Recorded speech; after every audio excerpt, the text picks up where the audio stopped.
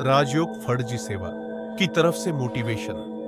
सपने देखो, मेहनत करो और खुद पर विश्वास रखो, सफलता तुम्हारे कदम चूमे। आपली खरी परीक्षा वेळच घेत असते, कधी विविध परिस्थितीच्या रूपाने, तर कधी अडचणी आणि समस्यांच्या रूपाने।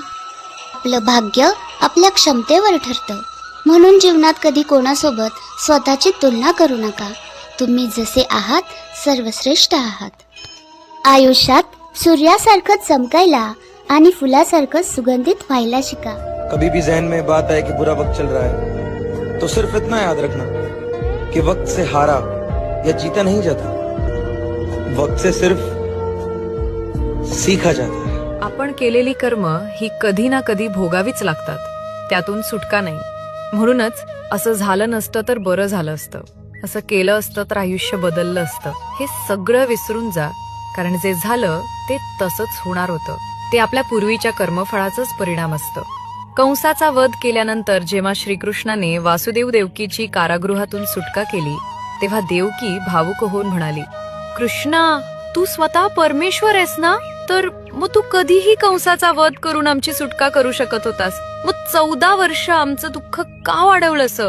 यावर श्रीकृष्ण हसून म्हणाले, माते, गेल्या जन्मी तू मला 14 वर्ष वनवासात का पाठवलं होतंस? देवकी चकित झाली।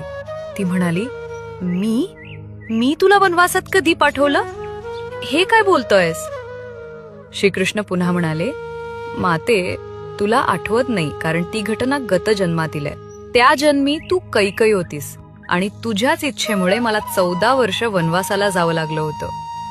हे ऐकून देवकी अधिकच थक्क झाली आणि म्हणाली, अरे, जर मी कैकई होते तर त्या जन्मी कौसल्या कोण होती?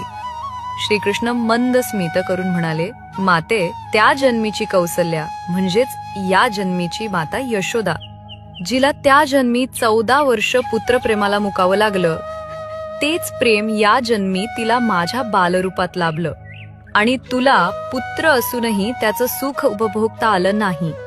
श्रीकृष्ण पुढे म्हणाले, माते, प्रत्येकाला आपल्या गतजन्मीच्या कर्मांची फळं भोगावीच लागतात, त्यातून देवदेवता देखील सुटू शकत नाहीत।